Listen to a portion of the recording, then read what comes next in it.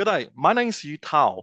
I'm associate professor at in the Asian Studies discipline within the School of Social Sciences at the University of Western Australia. And I currently serve as the publication officer and a member of the executive board of the Asian Studies Association of Australia, what we normally call as the ASAA. So as part of the ASAA's 50th anniversary celebrations, we are delighted to bring you a special series of oral history interviews with some of the individuals who have shaped the field of Asian studies in Australia over the decades. And this project isn't just about commemorating the past, it's also about capturing the inside stories and reflections of those who have helped build and sustain our scholarly community. And today I'm especially thrilled to be speaking with Professor Kent Anderson. So Kent is an international lawyer and comparative legal scholar who has worked extensively across Japan, the United States, and Australia. And he has held senior leadership roles at several of Australia's leading universities, including, I hope I'm not missing any, the ANU, the University of Adelaide, the University of Western Australia, where I'm working, and the University of Newcastle. And for UWI Newcastle, and Ken has been working as a Deputy Vice Chancellor. And most recently, as we are talking now, I think Ken has taken up the role of the Executive Director of the Australian Director of the Australian Technology Network of Universities. And beyond academia, Ken has also contributed significantly to national policy and public governance through his roles on the National Library of Australian Council, the new Colombo Plan Advisory Board, and also as a senior advisor for higher education to the Federal Minister for Education between 2019 and 2021. But on a more personal note, I think one of Ken's most meaningful roles, at least for me, I hope Ken agree with me, was his presidency of the ASAA between 2016 and 2018. And during that time, he championed key initiatives that strengthened the association and supported the next generation of scholars. And Ken has long been a passionate advocate for Asian literacy and international education in Australia. And I first met Ken during his time as a Deputy Vice Chancellor at UWA. That's several years ago. And at that time, I was a junior academic, just starting out. And it was a general privilege for me to witness firsthand how Ken contributed academic leadership in a way that, combine academic leadership with deep community engagement and a clear commitment to the value of Asian studies. So it's a real pleasure and privilege to reconnect with Ken today as a part of this ASAA oral history project. So Ken, thank you so much for joining us. And as we start, can I just ask you to tell us a little bit about your origin story in Asian studies? So when, where, and how did that actually begin before all of this leadership and senior academic roles? Thanks, you. I really appreciate the invitation. Let me just start by acknowledging that I'm on Ngunnawal country, which is around Canberra. It's frigidly cold, but thanks to the Indigenous people here looking after the country, I have the privilege of putting my feet here for a very short time, and I pay my respects to those elders, past and present. And I extend that to where you are, good Whadjuk country over there in WA of the Noongar Nation, and anyone else who listens. On the origin story, first to start off, you can hear it in my accent. I have what I call a north of Queensland accent. I grew up in Alaska, which is indeed north of Queensland. And I grew up in a monolingual household, which probably hadn't, and we had no passports, and we were just country kids in Alaska. But my father was an accountant with what's now KPMG, And some of his earliest clients were the fishing companies that came back to fish in Alaska after World War II. So particularly the Japanese fishing companies. So in our house when I was a young boy, we would have Japanese visitors and we would eat sashimi and sushi and things like that and use chopsticks. So it was exotic and yet familiar. Um, the story then leaps to I ended up going to a small university called Middlebury College, which is in the United States. And it's really famous for two things. The reason I went was I was a skier and it was famous for skiing. And the other thing it was famous for is international studies and particularly languages. So when I decided to go there to ski, really, um, I spent some time in Washington, D.C., and they said, "Oh, you're going to Middlebury. You need to also pick up a language and do some things." So I originally tried to enroll in Russian because it was the middle of the Cold War, and I thought that's where everything would go. Um, and I couldn't get into the class, so by accident, I ended up in Japanese language class. It was the 1980s, and Japan was a big thing. But I remember sitting in my first class, and the teacher said, "Konnichiwa," and I said, "I don't, you have to spell that. I don't know what the word konnichiwa is." So So I even came, after so many years of eating sashimis yeah, yeah, in yeah, Alaska. Yeah. yeah. So, but I had zero base, and then I did my first degree was in economics. And I was playing around with that, but I had an opportunity to spend a year in Japan as part of that degree. And so I ended up in Japan in the late 80s. And my Japanese language was okay. I could have a conversation, I could read a newspaper.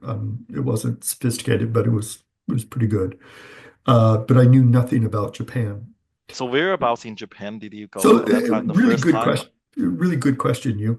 Again, I was a country boy, and so I had an opportunity to go to Tokyo, Kyoto, or Nagoya.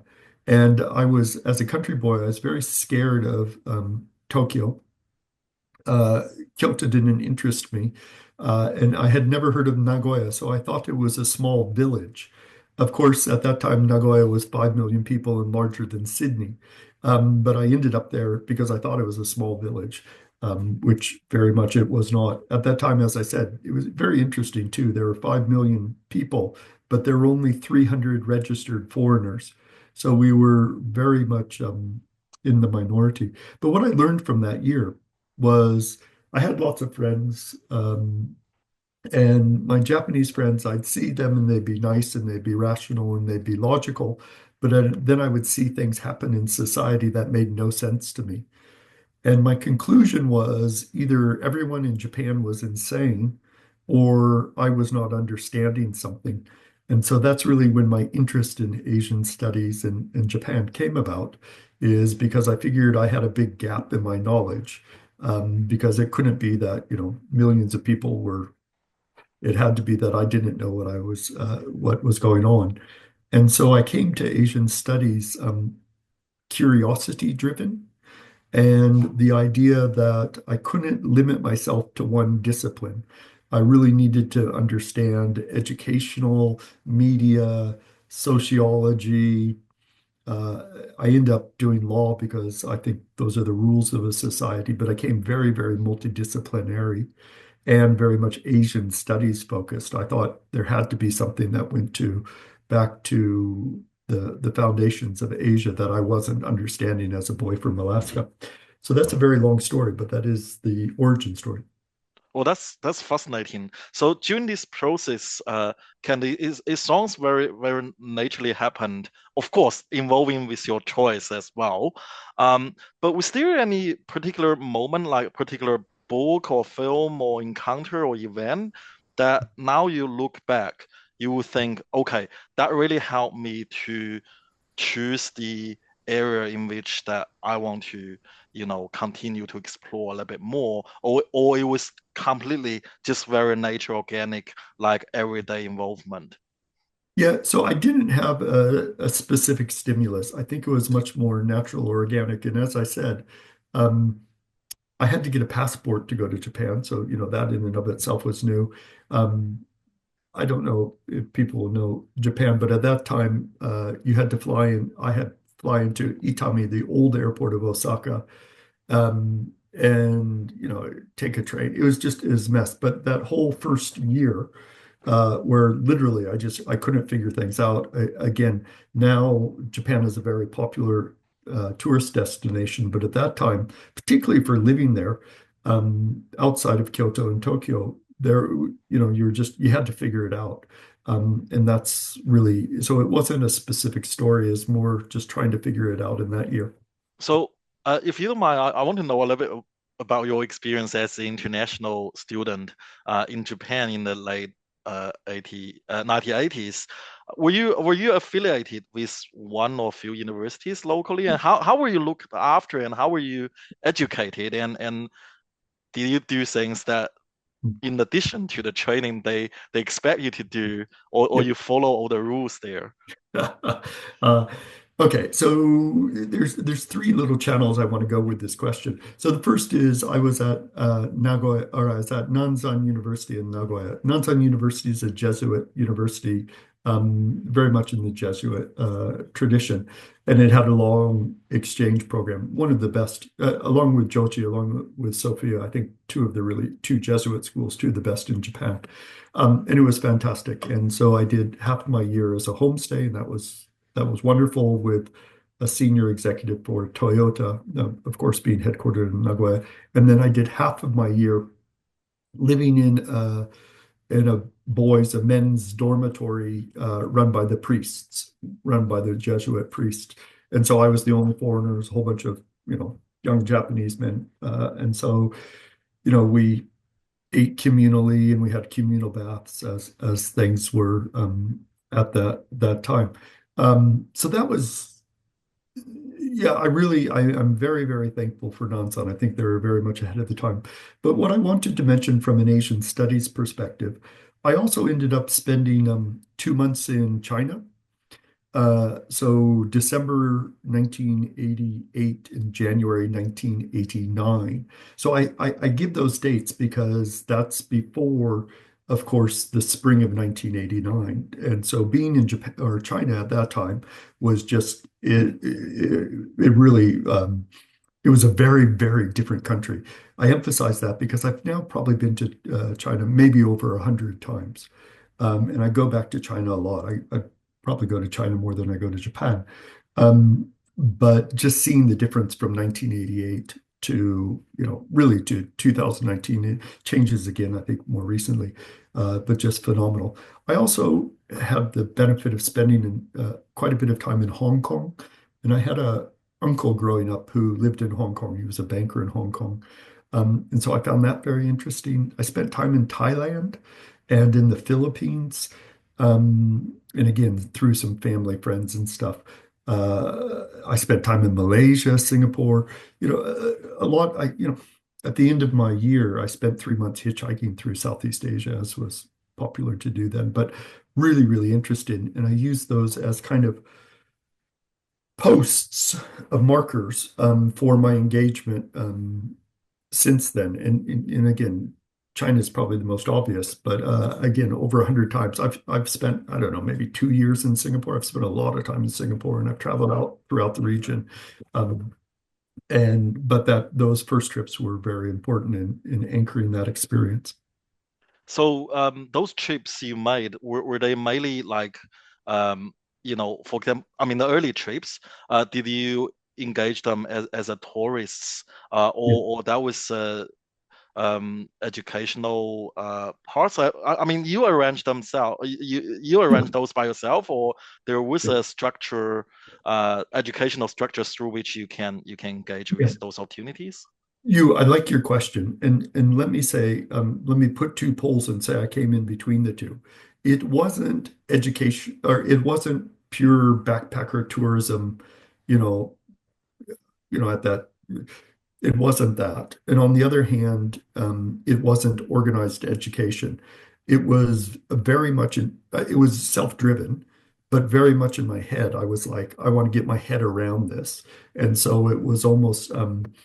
you know, self-taught, self-learning driving it. And again, I was a very young man, but I was slightly obsessive about pushing myself to learn new things and to be exposed to things that challenged me in a kind of autodidact way. But yeah. So now, Now I'm older and I'm more mature, hopefully. But I look back at that young self, again, between the ages of 19 and 21. And I am glad I forced myself to do a lot of hard training at a very young age. yeah, I think you were extraordinary in many ways that you force yourself to do that because for me or for I think the many students that we're teaching now, actually they know, for example, Asian is magnificent, Mm. but how to persuade them to be there is always a challenge. I know that you work as a deputy vice chancellor for global engagement. You worked, on the board of New Colombo Plan, and then you work as a special advisor to the minister. So now, when you look back, not as just an individual who had that experience, but also as an educator, as a leader, in Asian studies, what kind of advice that you would give to the current, both the policymakers but also the practitioners who are passionate to create these opportunities to our students? Were there anything that, when you reflect on your experience, that you would want other people to know? So it's a very perceptive question. Thanks for the question. It's a very perceptive one. Let me first do a little bit of a preface slash excuse. I was in an incredibly privileged position. I was English speaking. I also spoke Japanese. I was a white male. I just had, I was traveling at that time on a U.S. passport. Um, so I don't, I got challenged by a graduate student when I was teaching the Masters of Asian Studies at ANU from Indonesia. And he said, Kent, that's all great and good, but, I'm a young Muslim man and I don't have the privilege that you have. I can't have that experience. And, fair call. So one, I acknowledge that privilege I had. I had a second privilege too, which at that time, again, we're talking about the 80s. I could work, I think I was working 1 or 2 hours, maybe 3 hours a week, teaching English as a part-time job in Japan. At that time, it paid incredibly well, and the Japanese yen was extremely strong. So I had money. It wasn't that my parents were pumping money to me, but it was so easy to make money as a foreigner in Japan at that time. So I had the privilege and I had the money to be able to do a lot of those. So I just want to acknowledge that first. But your question's more interesting. Your question is, how do I take that experience that I have and how does that influence my policy thinking and particularly the national level policy? So in my thinking on this has shifted over the decades. One of the things I would say, and probably my driver now, is we know the evidence is very, very clear. There's two very large longitudinal studies in the US that establish it, that study overseas is the single intervention that has the most impact on student success. So if you could get someone to get on an airplane and go overseas, the likelihood that they'll graduate on time, and have a better academic record shoots up by significant margin. And that impact shoots up even more the more at risk the student is. So if it's a minority student or low SES or whatever, the jump is bigger. And then the other surprising finding from that research, CASSIE research, CASSIE is the database if you want to go look at it. But the other surprising thing from that research is, when I did it, we did it hardcore. It was a year, it was 2 years, it was that kind of field study. But the biggest impact on overall academic performance is about 3 weeks. So you can have a lot of those really positive benefits by just getting someone on an airplane and getting them in for 3 weeks. So yes, that it has really driven a lot of what I've done as a senior academic leader and someone in policy and someone in politics for that matter, was how do we get more Australians to have that experience? And financial is one way of doing it, but the fear of the unknown is another, and how we do that. And there's a number of things that we've done. But at a national level, let me go at the personal level. At the personal level, I'm very proud. We increased study abroad when I was at ANU by about 300%. And then at Adelaide, we increased it by 300%. I can't remember what the exact number was at UWA, but I know we doubled the number outbound. And then same thing with Newcastle. It's a really it's quite an easy formula about how you can get more students to go over. And I'm happy to teach anyone what those key steps are. But we've done that as a country as well. So up until recently, the new Colombo Plan was sending 1 in 4 students to an overseas experience. We do this better than any other Anglo country in the world by miles. And yes, I'm proud to have been part of that conversation and part of that development. Well, that's great. And thank you for all your contributions there. And before we move more specifically into Asian studies, I want to ask you more about the field you work in, international law, comparative laws. Now, that's not my field, so forgive my ignorance. But in your field, over the decades that you work in Australia, do you see, well, two things. Firstly, do you see this tension between disciplinary studies and area studies? Because I think for some disciplines that's probably more intense than others. For example, when I talk with historians, they seem to be okay with, because all history, apart from the global history, they kind of by nature kind of area linked. Whereas political scientists, of course, they have a different view on Yeah. the discipline versus area. And in your field, in the law, or the law that you work at, do you have that? But also, over the decades, in your area, in legal studies, in law, um, how the study of Asian has been changed? Is it become more preeminently featured, uh, but people not recognize? For example, I think in defense studies, people always actually featured more about China and Asian, but they not necessarily from Asian studies perspective. Or is it just become slightly more marginalized as the Cold War, or for example, Japan's economy probably was not as preeminent as it was a few decades ago? That's a very long question, but you get what Same I'm here. interested in there. No, And if you could help, that would be great. Yeah. yeah, I understand the question, and I think it is a good question. So let me add a little bit more to the story. So I migrated to Australia in 2000 and 2001, and I came over for a position in the ANU Law School.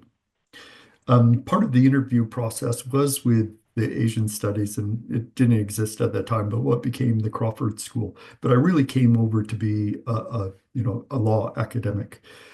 I guess my second year at ANU, I became a joint appointment between the law school and the Faculty of Asian Studies. I ended up becoming the dean of Asian Studies at ANU in about 2007, I think. So I was always having that challenge between I'm a lawyer, I'm in the law school, I'm teaching commercial law, I'm teaching bankruptcy, I'm just teaching, regular, normal law subjects. And then I'm also in Asian studies and I'm teaching, I taught a language course. I was convening the Masters of Asian Studies. I was teaching law and society in Japan. So I always had that dual aspect. So it's a question that I thought a lot about. I actually, for me, and in my discipline in law, I've never thought of them as hard tension, though. And that goes back to my answer on my origin story. I've always been interested in interesting questions, questions I don't know the answer to. So curiosity driven. Once I find the question, then I don't care what tool I have, as long as it helps me understand the question and the problem. So my first degree is in economics. I've done a lot in political science. I've done a lot in history. I've got a master's where my thesis was on translating classical Japanese from the 9th century folk tales, in my graduate studies in law. So I feel like I've got a number of tools that I can use to answer it. But my advice to students has always been the same, which is you have to be a real expert in one discipline. And my advice is really at the PhD level, you have to commit to a discipline. Up to the PhD level, I think you can free range, you can do a whole bunch of things. Because you have to be very, very good as a disciplinarian, and then you bring all of that other stuff to help flesh it out. So it's not the answer that all my Asian studies colleagues like, because I do have a little bit of problem about what is Asian studies. I would like to come in. So I characterize myself as a lawyer, my discipline's law, who looks at Asia, and then I look at Asia with lots of different ones. Um, for within law and prestige, I think that approach has actually set those of us that do Asia and law apart. So had we just been good lawyers, I don't think we would have got the jobs. I don't think we would have got the promotions. I don't think we would have got the benefits. But having a little bit of a different lens on it, I think really has helped all of us that do Asia and the law from within the legal community. And sometimes it's a little bit confronting. It's not so much anymore, but back when I went um, from senior lecturer to reader, I remember that process. A third of my publications were in Japanese. And so the promotions committee is like, well, what do we do with this? And I'm like, well, let's look at citations. There are other things, but yeah, occasionally it can be a challenge. Also, at that time, I don't do it much anymore, but I had a fair amount of translations. And they're like, well, that's not really research. I'm like, well, it is, but sorry, and I know I'm rambling on, but just let me make one last point on this, which is so for me, Asian studies, I'm very comfortable with it. I don't know how much it's a discipline because I think you need something, but the one thing I really argue for, and I know not all of my Asian studies colleagues do, but is you also have to have a language. I just think there's so much that is learned by understanding the language, and there is so much that is gained as a person and as a researcher by having the struggle of working in a second language or a third language. So that's one of the things I'm pretty passionate about and pretty serious about. So for example, a lot of my students, I wouldn't supervise them unless they had a language and really sophisticated level of language development. Well, that's a very valuable reflections, and I think that's very useful for people at different career stage of their career in our academic community, broadly defined. But if we move beyond you background as academic and then more focus on your current role as senior education leader in higher education, either within universities or on these national bodies. So how does Asian studies feature in these leadership roles? Yeah. Um, so, one of my surprises when I came to Australia in 2000 was that Asian studies and people with expert weren't marginalized. We were pretty mainstream. And I had come from the US and the UK, where you could do Asia, but you're pretty much on the fringe of the academy. You're way out on the edges. But I was very surprised coming to Australia where I felt mainstream. And I think that's from Keating onwards. I think that's the case. Um, so when, sorry, this is a bit long-winded, but so I got into policy. I was always interested in policy and I always had an opinion, but I kind of got into it at a national stage when would it have been? The early 2000s, 2000, maybe 4 to 10, kind of in that range. And it was around language policy. So did some work with Jolo Bianco. It was coming in on the back of the seminal reports that people like Robin Jeffrey and Tessa Morris Suzuki had done. So I was standing on their shoulders. Those guys had done the hard work. But having someone who was passionate about Asia, who was passionate about languages, who could contribute to the wider debate, got me entry into a lot of things. So the first kind of big thing I got entry into was in 2008, right after Kevin Rudd was elected, there was the 2020 summit, Australia 2020 summit. And I got a ticket to that. And then because I got a ticket to that, you meet politicians and and then that led to something called NALSP, so National Asia Languages and Studies Policy. Um, and then Julia Gillard put me on that board, and then that board actually led to the National Library, and then that board led to, it just starts kind of tumbling through them. But I think when I first got in, that how I got in the door was because of Asian. And then once you're in the door, I think more and more I was asked to be a higher education specialist. And to be honest, they didn't know what my discipline was. They didn't know, it was more, hey, we need someone who understands universities, and how that whole world works. And so, particularly for the last 10 years, it's been more about universities and higher education and less about languages or Asian studies. I see. That's fascinating. But you said that you've been to China probably over 100 times, and I suppose, um, I mean, in your role as in these leaderships, like Asian remains a quite important stakeholder to Australia and to this role. So, even though they probably perceive you more as someone who expert in education, but your Yeah. background, your link with Asian probably also help a little bit. Am I Oh, right to assume that? yeah, yeah, yeah, absolutely. Okay, so a lot of what I was talking about was Australia focused. If I flip it over to more of an Asia focus, absolutely. So my spoken Chinese is pretty limited, but I can read Chinese. I've got a master's in classical Japanese, which is basically classical Japanese. So I don't have any problem reading pretty much anything in Chinese. And I can say, well, I remember when I was here in 1988, and oh gosh, I remember 1992, and oh my gosh, do you remember when Xi Jinping came in? Because it's been part of the life. So I think a lot of legitimacy from that. And the transition has been remarkable. But also, again, I don't want to just focus on China because I've had that journey with Korea. I've had that journey with Malaysia. It's just Singapore. It's just been amazing. I don't know if this is a direct segue, but it's a comment that pops into my mind.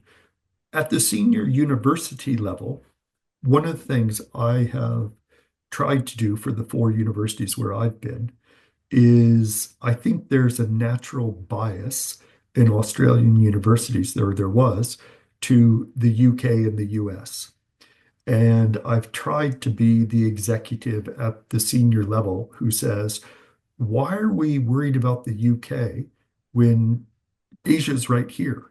And so, my most recent job was a good example where the vice chancellor didn't, in the 5 years I was there, didn't go to Europe once, went to the United States twice, and we would do 6 trips a year to Asia. So, you know, it, I think that's important for, whether you believe in the Keating statement or whether you believe in the um, Ken Henry Asian century. I think, you know, calling out some of these biases that we have, these European biases, and making them in favor of Asia is an important aspect for developing Australia in the future. That's very insightful reflection. Thank you for that, Kent. Now we focus more towards our association, the ASAA. Um, can you share a little bit about when do you start to engage with the ASAA and then how you eventually become is president? Like your Yeah, personal story, and then we'll um, invite you to reflect more about the association. yeah, yeah. Uh, Thanks for the question. I have to admit, like many Japan and China scholars, my first real engagement with the academic society wasn't the ASA, it was the JSAA. And you'll know that within ASAA, I don't know if it's still the case, but China and Japan have very strong ones, and the ASAA was more Southeast Asia, a little bit of South Asia. So For the 50th anniversary of Australia-Japan relations, um, I was the conference host at ANU. When was that? Oh gosh, that's a good question. Maybe 2005, Okay. 2006, maybe around that time. Um, and yeah, it would have been 2005, 2006, because it would have, yeah. Um, and so I was conference host, and it was a pretty successful conference. We got the prime minister as our keynote speaker. We had a couple of other ministers. And so on the back of that, people said, "Oh, Kent, would you be willing to do JSA president?" So I did that. And then as JSA president, of course, ASAA becomes really important and you really start engaging with it. Um, and then, as I'm sure you and many others, you don't like it's not like a giant charge to take a leadership role. It's more there's a vacuum and there's a need. And so you step in to do that. I also had the benefit, and I really want to say this, I had the benefit that I was at ANU. I was at Australian National University. And there's two benefits from that. One, that university it had a commitment to Asia. So it was incredibly supportive in saying, yeah, we want you to do this. And you had people around you and resources around you. And the second one is we had easy access to external policymakers.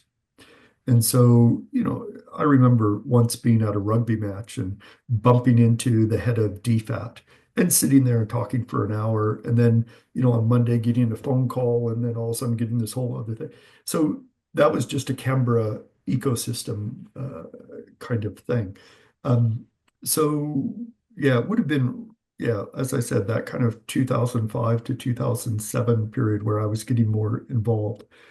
And then I had a squiz at the website, and I don't think it's on there, but I think it was in 2011, Penundra Jain became president, and Penundra was a good friend, and we had worked closely together at JSA in Adelaide. And so I think I came on as vice president for Penundra at that time to support him. And then after Penundra, John Ingleson came back, and John was just retiring. He was coming back as president. So I think I stayed on for continuity as vice president.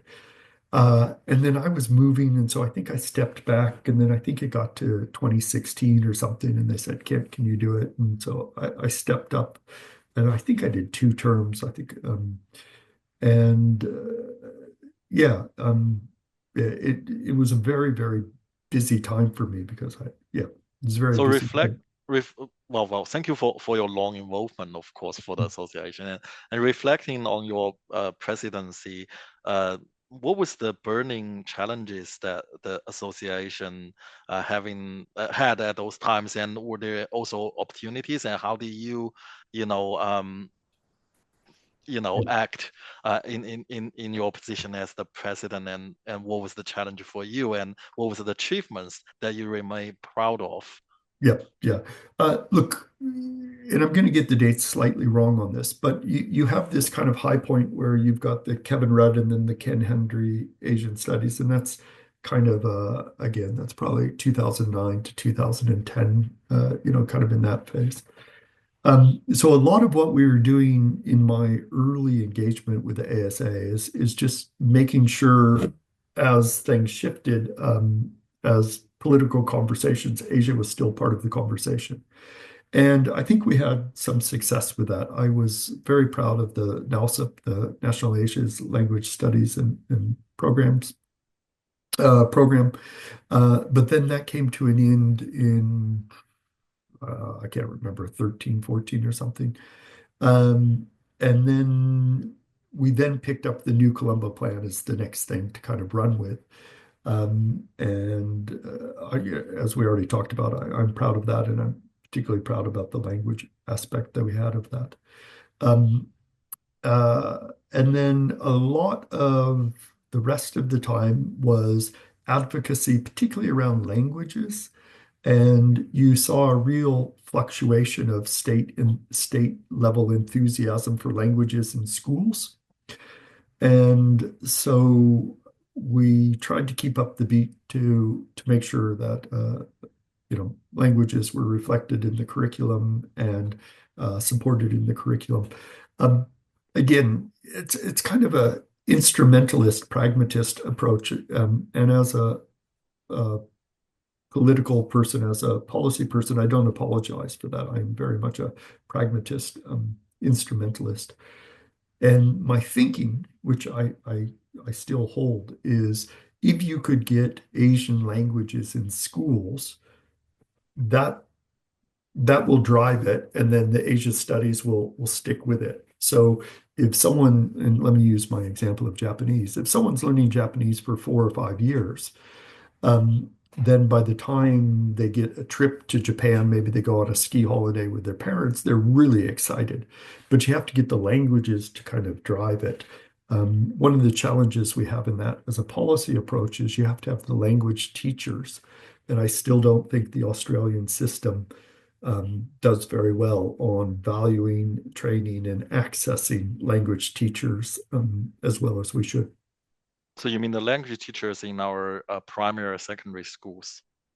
Yeah, and yeah, it's now a small thing, but I made an argument in writing uh, 10, 15 years ago that I will stick by it, but it was controversial at the time, where a lot of the language was being pushed into primary schools. And to be honest, it was being driven by linguists who would talk about, firing synapses and how you got them.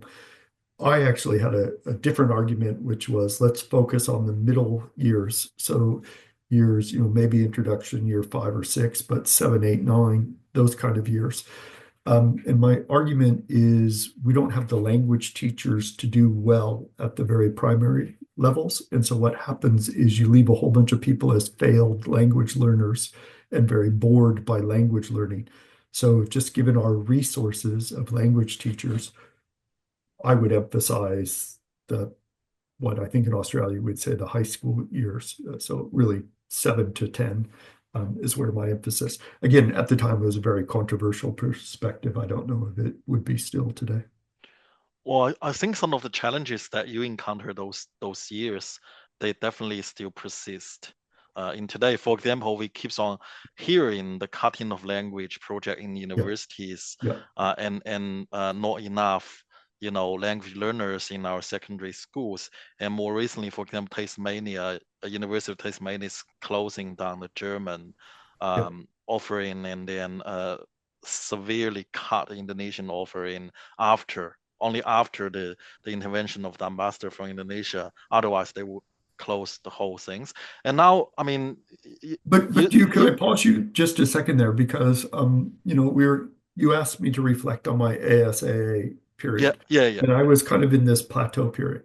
But I think from a country, from a policy level, you almost can mark it. It's 2019, I think, is where it goes like up, and then you've got the period I'm talking about where it's kind of flat, and then it goes down. And I think that down starts about 2019.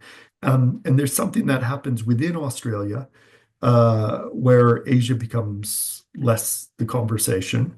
Um, and to be honest, it's very, very worrisome. In the you mentioned I worked for 2 ministers of education, but one of the things I was very proud of is we tried to incentivize language teaching. And there's some evidence of that in the system. Uh, but yeah, I think it's very worrying, but it doesn't, in some ways it's crazy because it doesn't align with Australian demographic. Australia is becoming much more integrated within Asia, whether you look at the economic indicators or you look at the demographic indicators. And yet we're spending less time now than we did before trying to have the language. But maybe AI is going to ruin that. We're going to put little computers in our ears and we won't need language. Well, I mean, judging from the AI now, I think it's not yet there. And the problem of AI is that it can generate all sorts of amazing answers, but AI doesn't know which one is correct. And without the training, humans cannot judge whether or not the magnificent answers AI gave, they are actually reliable or they are just, lies or making things up. So I think there's quite a challenges there, but more closer to home, like this problem since 2019 you are describing. Do you have any ideas that, or I mean, advice for people in the sector? I mean, in ASAA, what can we do Yeah. to help? Look, I really wish I had a silver bullet to solve this one. I don't.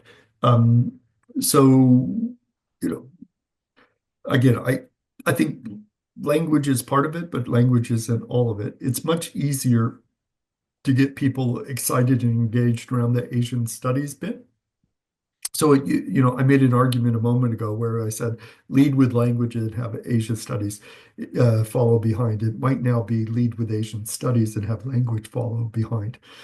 But it also means a different model of language studies. So let me do a contrast between the US and Australia.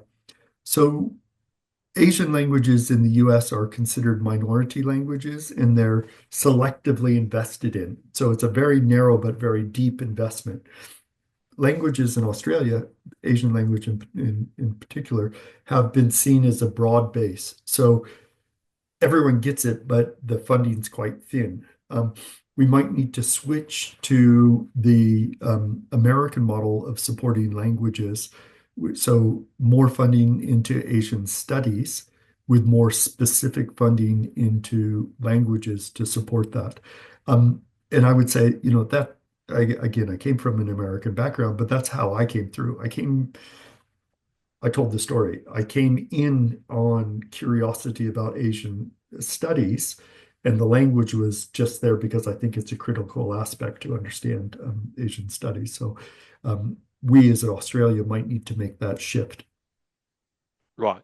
So if we move beyond just Asian language and looking at Asian studies as an entire field, and um, is there I mean, I really want to ask you for the three things, but I mean, you don't have to, go to three, or you can share more. So what are the three things that the Asianists, like Asian studies scholars, however we understand that, either collectively or individually can do to better prepare ourselves for the future? So ourselves or our disciplines for the future. I suppose that's more that I want to ask you as well on a personal Yeah. level, as someone who's still in the probably earlier, I like to think, earlier half of the career, as an Asian studies specialist Yeah. working in Australia. What are the things that we or I could prepare myself for the Yeah. future? Yeah. So, and again, I don't know if these comments are going to make me popular among Asian studies colleagues, but nevertheless, I believe in them. Um, so the real previous generation, let me start again. I think as an academic, there's two currencies. There's two things that you have that you can trade with value. One is research output. So publishing things in high-ranked journals, getting them cited, getting grants. So research output. And the second is good student experience, which means a large number of students who like you and find you interesting and all of those things. I want to start with the education one because in the Australian community, so beyond the academia, that's the one that's valued. And it is the one that I think is underdeveloped and among our scholars, and it's the one that's easiest to develop. So create good courses, invest the time and energy to be a good lecturer, and from that will flow students, and from those students will flow political power.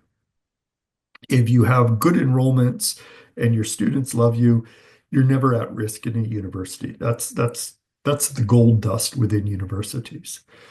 At the same time, most of us get into academia because we love the research. I think you've got to do that, and I think you've got to do it very well. But it's a much narrower community. I had a colleague at a very early stage of my career cynically say, he only expects 5 people to read his material, but he expects it to be the right 5 people. So it's a very, very narrow, and you've got to be in that, and you've got to be. But those are two key things. But your questions about development and my advice. My advice and development is to for younger researchers to really do interesting courses, make them fun and interesting and engaged, and then from that they become popular, and then from that you have power within the system, and you also have an external view. I think back to some of my colleagues, particularly at ANU, who spent huge amounts of time doing community language training, going to schools to do guest lectures in history and stuff. That's enormously valuable, um, enormously valuable.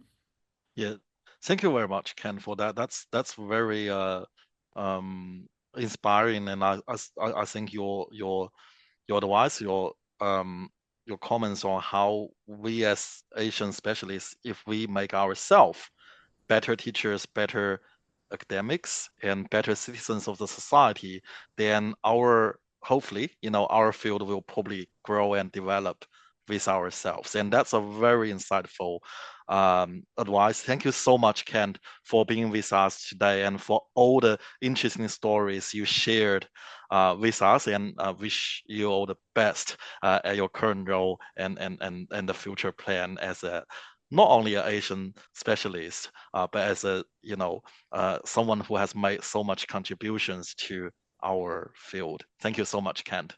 Well, thank you, and thanks the ASAA, and congratulations on this. Just as a parting one, though, it's really important to recognize those people who came before us, and I mentioned people: John Ingleson, Robin Jeffrey, Jolo Bianco. I couldn't have done 1/100th of what I have achieved without those people, the generation before me doing a lot of the hard yards, and so really, if I can give a thanks, it's a thanks to that generation.